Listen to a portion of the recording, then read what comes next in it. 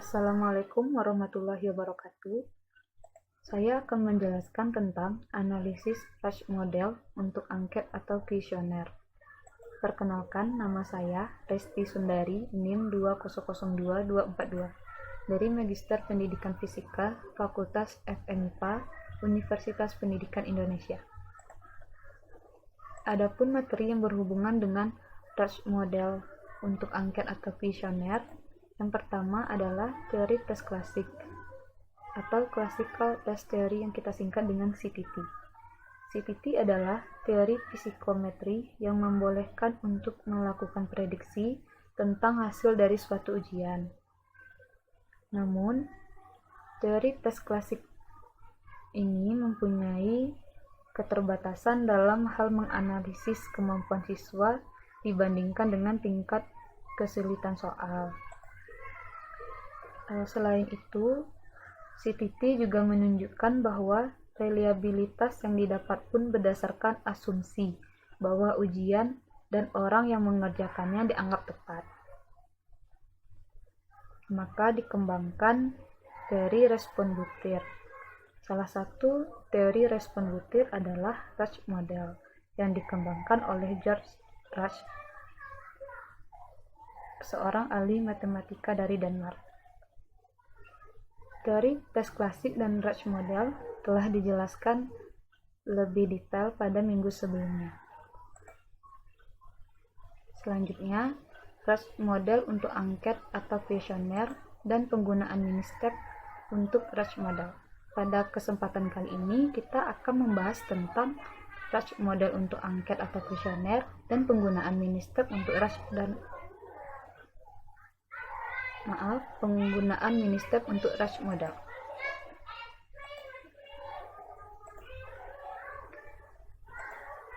Sebelumnya, untuk data yang berbentuk dikotomi, digunakan persamaan PNI dalam kurung XNI sama dengan 1 per beta N, delta I sama dengan E pangkat dalam kurung beta N dikurang delta I per 1 ditambah E pangkat dalam kurung beta N dikurang delta I.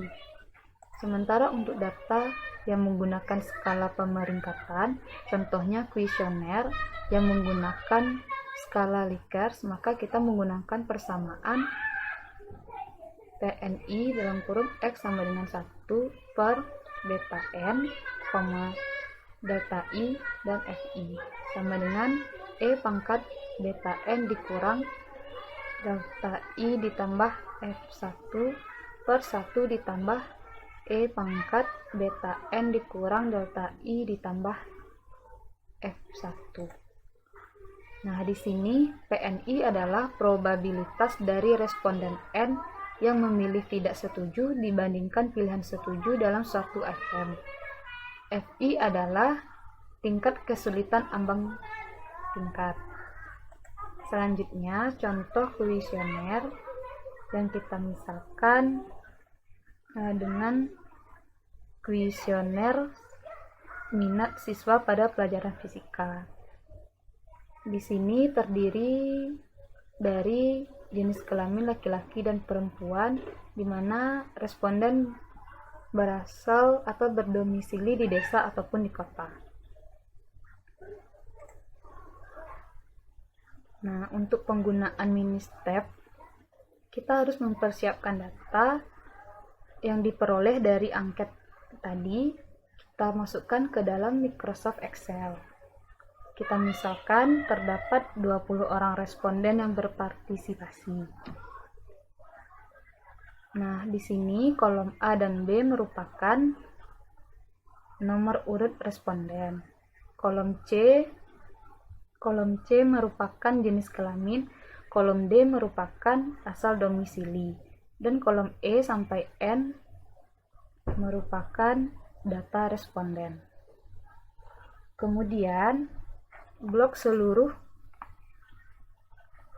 teks dengan Ctrl A. Selanjutnya, pada pangkal kolom A, klik kanan,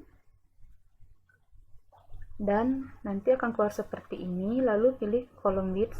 Selanjutnya isikan angka 1, tekan OK.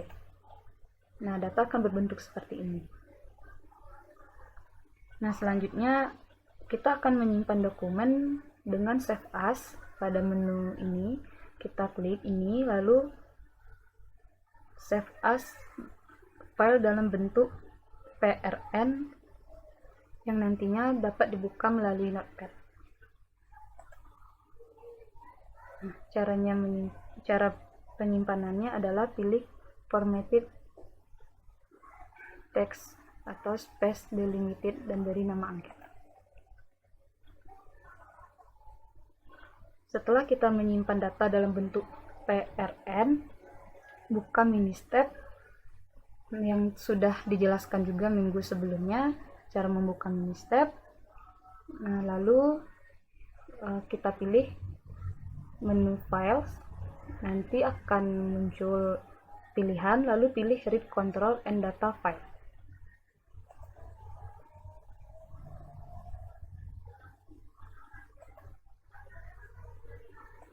Selanjutnya, setelah kita memilih data file, nanti akan keluar file data yang ingin kita input ke dalam mini step. Maka kita pilih data angket responden dalam bentuk PRN. Maka akan muncul tampilan seperti ini.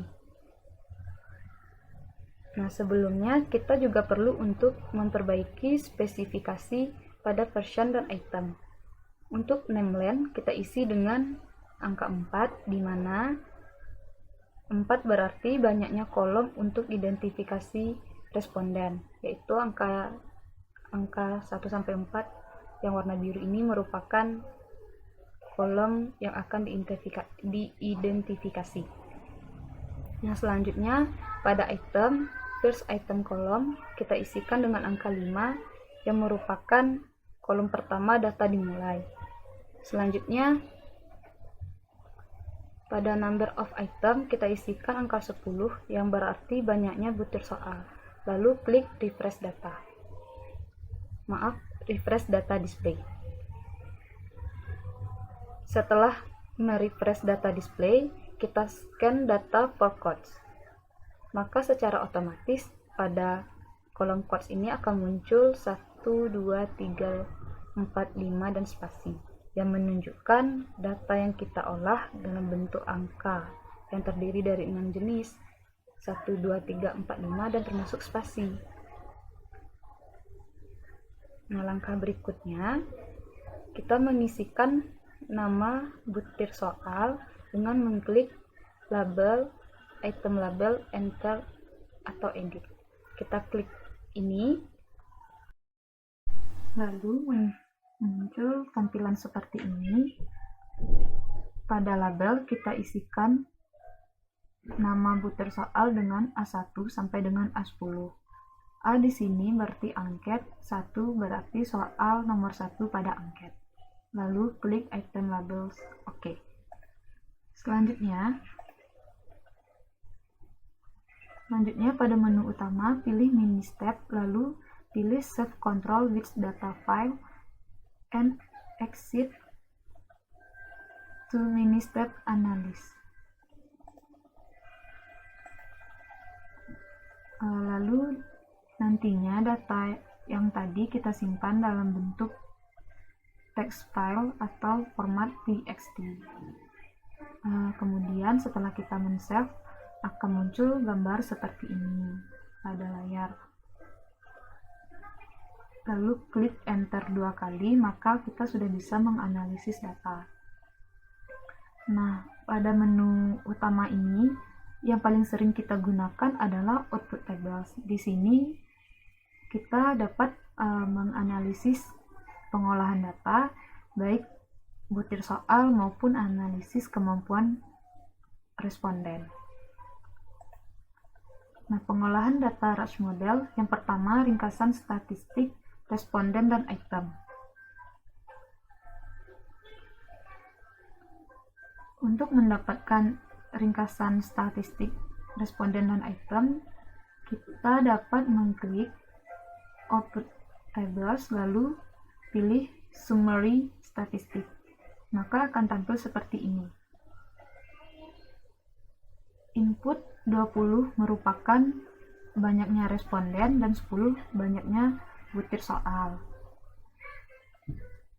Untuk data kuesioner memiliki nilai rata-rata logik untuk responden sebesar 1,12. Namun nilai reliabilitas responden cukup lemah, yaitu 0,55. Begitu juga dengan nilai reliabilitas item yang termasuk kategori lemah, yaitu 0,64. Sementara untuk nilai alpha Coron Brach, yaitu interaksi antara responden dan item secara keseluruhan, termasuk ke kategori cukup, yaitu 0,68. Nah, data lain yang juga bisa kita gunakan adalah infeed dan outfeed.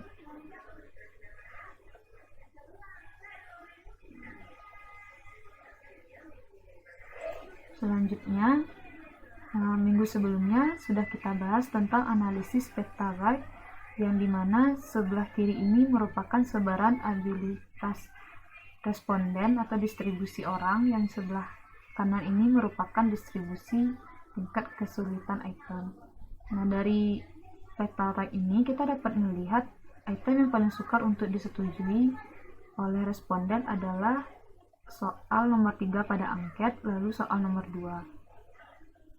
Nah, di sini kita juga dapat melihat responden yang paling setuju adalah responden dengan nomor urut 8, berjenis kelamin perempuan yang berdomisili di desa.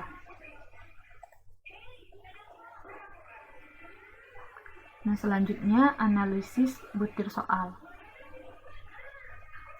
Untuk analisis butir soal, kita dapat mengetahui tingkat kesulitan soal, di mana total skor merupakan perolehan skor mentah yang didapat oleh responden, dan total count ada yang 20 dan 19, yang berarti 20 merupakan seluruh responden menjawab soal, sementara 19 berarti terdapat data yang hilang. Nah, dari tabel ini kita juga dapat melihat item yang paling sukar untuk disetujui adalah soal nomor 3 pada angket.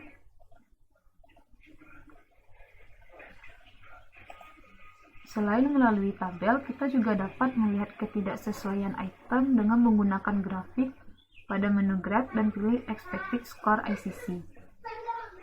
Garis merah merupakan model ideal, yang warna hitam keabu-abuan ini, yang di bawah garis merah dan di atas garis merah ini merupakan kurva ruang kepercayaan, dan garis biru merupakan respon dari responden. Nah, di sini kita dapat melihat terdapat respon yang tidak sesuai dari angket A5, yaitu terdapatnya grafik yang keluar dari kurva ruang kepercayaan. Selanjutnya, untuk mengetahui apakah ada item yang bias terhadap jenis kelamin, maka pilih output table, lalu pilih item div between within. Nah, di sini kita dapat melihat pada soal nomor 1 pada angket, probabilitasnya di bawah 0,05, di mana probabilitasnya adalah 0,0193, yang menunjukkan item yang bias untuk kategori jenis kelamin.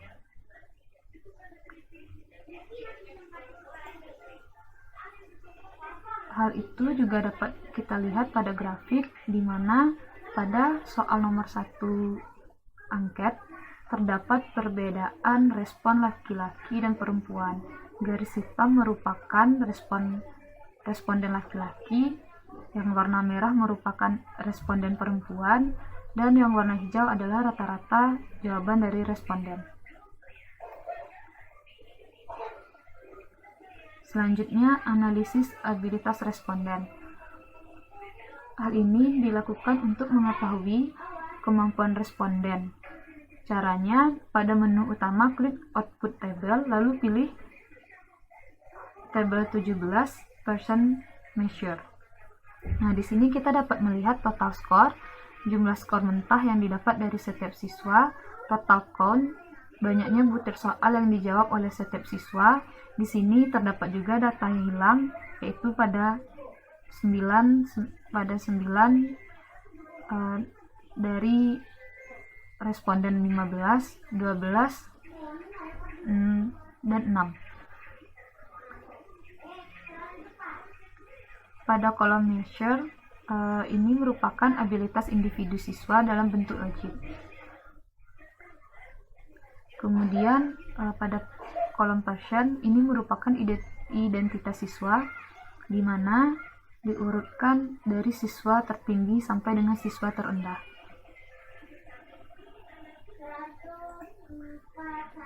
Nah, untuk mengetahui item yang tidak sesuai, maka pilih Output Table, lalu pilih tabel 10 Item Fit Order.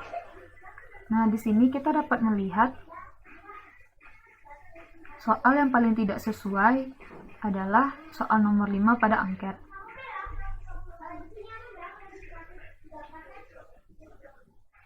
Selanjutnya, untuk mengetahui responden yang tidak sesuai, dapat kita lihat pada tabel, yaitu responden nomor 7 yang berasal dari yang berdomisili di desa dan berjenis kelamin perempuan. Dari tabel ini dan yang tabel tadi, kita dapat mengkonversinya dalam bubble chart seperti ini. Nah, di sini dapat kita lihat untuk data yang lebih dari 2 atau underfit merupakan terdapat implikasi yang menurunkan kualitas sistem pengukuran. Sementara untuk overfit, implikasinya kurang produktif untuk pengukuran, namun tidak menurunkan kualitas. Warna biru merupakan responden dan warna pink merupakan item. Dan lingkaran ini menunjukkan semakin besar lingkaran, maka kemampuan responden akan semakin tinggi pula. Untuk penjelasan yang lebih detailnya akan dijelaskan oleh Bapak Dr. Ahmad Samsyuddin, SPD, MPD. Mohon maaf untuk segala kekurangannya. Saya ucapkan terima kasih. Wassalamualaikum warahmatullahi wabarakatuh.